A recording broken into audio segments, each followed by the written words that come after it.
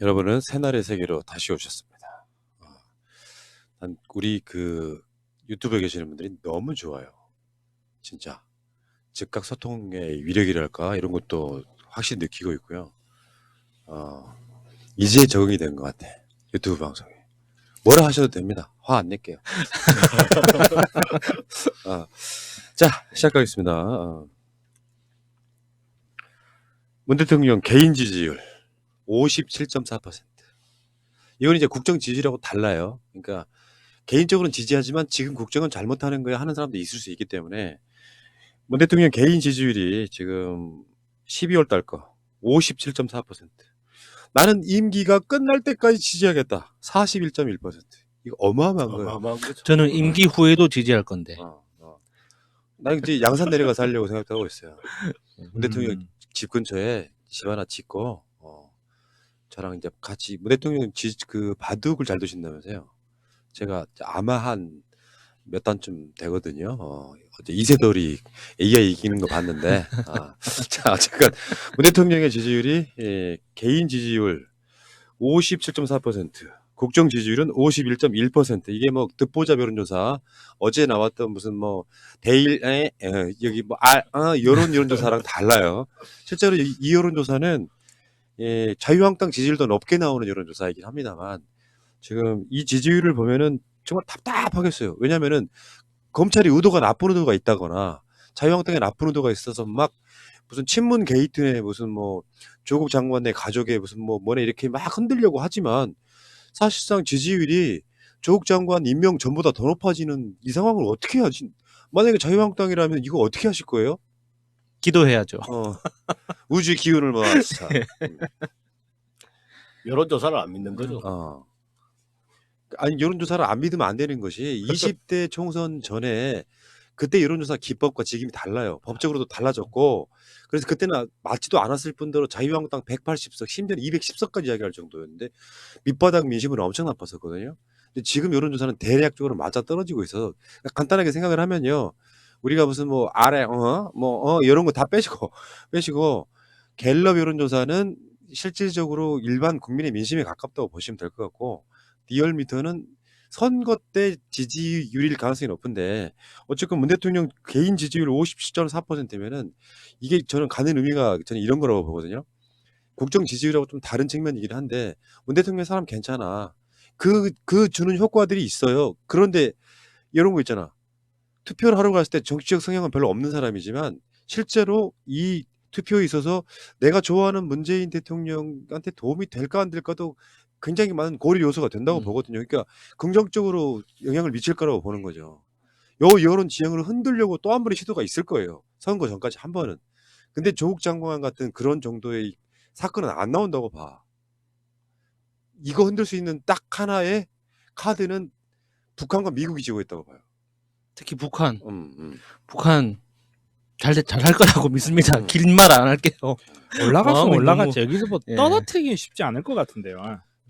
그러면은 우리 청취자분들, 시청자분들한테 실시간으로 물어볼게요. 나는 임기 끝까지 또는 임기가 끝난 후에도 문 대통령 지지할 거다 하시는 분들 1번. 투표 내버려 두고 빨리 이야기해 이제. 그러면 1번, 그러니까 2번은 상황에 따라서 어떤 정책을 펼치느냐에 따라서 지지를 철회할 수도 있다. 2번. 문재인 대통령을 지지하지 않는다. 배드누이의 유체역과 공식 쓰세요. 여기서 뭐 1번 외의 분들은 있잖아요. 이제 이게 새날 시청자 아니다는 걸 인정하시는 거라서 함부로 못 쓰잖아 지금. 봐봐. 그러실 필요 없는데. 예. 내가 아까 말씀드렸잖아요. 어떤 경우에도 화내지 않겠다. 웃으면서 화내. 그러니까 이거는 정상적인 정치 집단이라면 무서워야 돼요. 이 민심에 부합을 하고 가야 된다고. 이 민심이라고 하는 것이 주는 의미를 그대로 잘 읽어야 된다고. 그래서 뭐 문재인 정부의 어떤 정책이나 이런 것들이 있어서 공감하고 가라는 이야기를 수도 없이 조언을 드리지만 우리 황교 박 대표께서는 전혀 못 알아듣고 계시잖아요. 그 사진 보셨어요? 그 국회에서 난동 부릴 때 좀비들처럼 난동 부릴 때 그중에 어르신 한 명이 황교안한테 큰절을 했어요.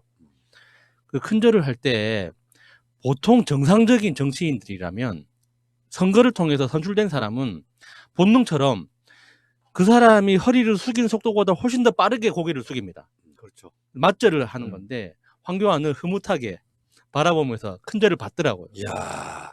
대단한 사람이 최근에 그렇죠. 이낙연 총리 그런 논란이 그렇죠. 있었거든요. 그 중소기업들 관련해 가지고 네. 맞습니다. 사실 이낙연 총리만 큰절하는 걸 보고 사람들이 일부 사람들이 나는 그것도 이해가 안 갔지만 뭐 기업인들한테 저렇게까지 고개를 조아릴 필요 있냐라는 논란이 있었지만 사실은 그 테이블 밑에 늦게 오신 중소기업 대표님이 죄송하다며 큰절하는 바람에 같이 맞절하는 훈훈한 장면이었는데 진짜 그랬단 말이야. 예. 의전 정말 더럽게 좋아하네.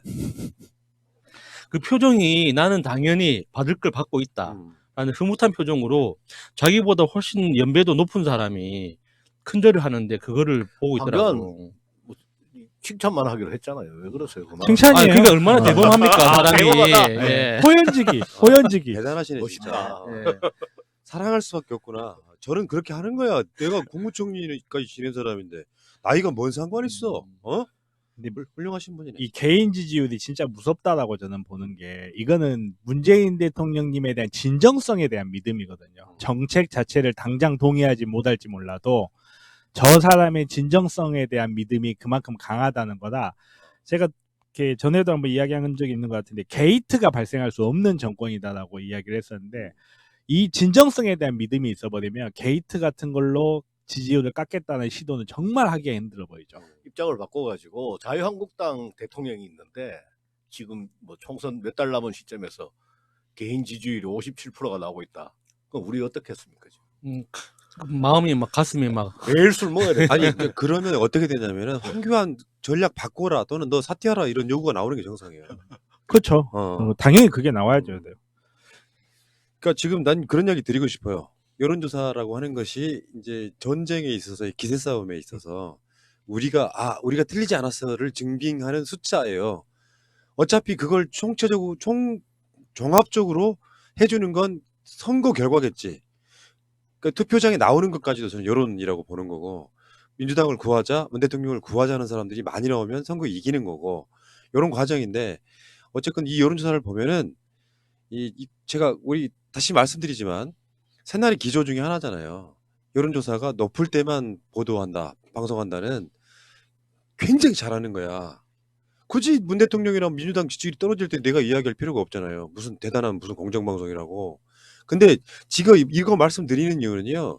유튜브 돌아다니면서 뭐 먹이를 쳐서 산기슭을 어슬렁거리는 하이나도 아니고 뭐 자기 진영 방송도 아닌데 들어와가지고 어그로 끄신 분들한테 혹시나 들으신다면 제가 충고를 해드리고 싶은 거예요. 일찌감치 선거들 포기하세요. 이번 선거는 지금 여러분들 하나 속지 말아야 될 게 있습니다. 연동형 비례대표제 관련해서 각종 무슨 언론들이 이대로 가면 민주당이 몇 석 이렇게 보도하는 게 가끔씩 나오잖아요. 연동형 비례대표제 그 막 적용해가지고 그렇게 안 나온다니까요. 예를 들면 지난 선거 때 얻었던 득표율이 얼마냐 또는 최근에 지지율이 얼마냐 이런 건데 실제로 지역구 선거 있잖아요. 지역구 선거 여론조사가 반영된 분석이 아니란 말이야. 그러니까 지금 민주당의 현재 지지율을 놓고 대략적으로 모든 지역구에다 그걸 비례했을 때 하는 거고요. 그러니까 어떻게 되냐면은 야 자유한국당이 지금의 선거를 하면 그래도 100석 넘게 나오나 보내라고 희망을 주는 거예요. 저쪽 사람들이 위기감이 뭔데 몇십 석으로 떨어질까 봐 불안해하는 것을 각종 언론사들이 부추기는 측면이 있어. 니들 열심히 싸우면 110석가량 얻는다더라 이렇게 나오는 거예요.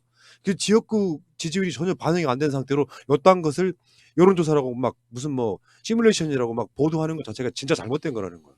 그러니까 자유한국당이 이번 총선에서 질 수밖에 없는 게 그러니까 대선처럼 이제 큰 선거에서는 정치적인 공약을 할 수 있단 말이죠. 뭐 남북 관계를 어떻게 하겠다, 뭐 무역 정책을 어떻게 하겠다, 그렇게 뭐 경제 정책, 복지 정책 할 수가 있는데 이 국회의원 선거에서는 시민들을 우리 지역구 시민을 바로 눈앞에 두고 뭐 어떤 이야기를 해야 되는데 예산 깎겠습니다. 이 말을 못 하잖아요. 그러니까 무엇이든지 주겠다고 이야기를 해야 돼요. 그런데 직전 예산까지 깎아야 된다고 쌩 난리를 치고 나서 이제 선거전이 시작됐는데 예산 가져오겠습니다. 복지 늘리겠습니다. 이 약속을 해야지. 그러니까 유세라는 그 맥락에 맞아떨어지거든요. 유세라는 게 여러분 제가 국회의원이 되면 여러분들한테 뭔가를 해드릴게요 라고 이야기를 해야지 말이 되는 거잖아요. 내가 국회의원이 되면 문재인 정부 방해해가지고 예산 싹 다 깎아 없애버릴게요. 그래서 그러니까 표를 주세요. 말이 안 되잖아요. 네. 그러니까 이건 이미 파는 그냥 결론은 났는데 오케이 말해. 문제는 이 정책을 정말 우리 피부에 와닿게 민주당에서 이제 체계적으로 만들어 줄 거라고 생각합니다. 민주당에서는 뭐 준비를 잘 하고 있는 것 같더라고요. 자, 일단 자유한국당에 기대 걸고 계시는 분들 일찌감치 꿈 깨시기 바라고요. 선거 4개월도 안 남은 시점에 이 정도 지지율 나오면은 수도권은 대박 다 깨진다고 보시면 돼요. 그걸 지금 부추기고 있는 게 황교안 우리 대표님 열심히 하시기 바라겠고요. 여론조사 얘기는 여기까지.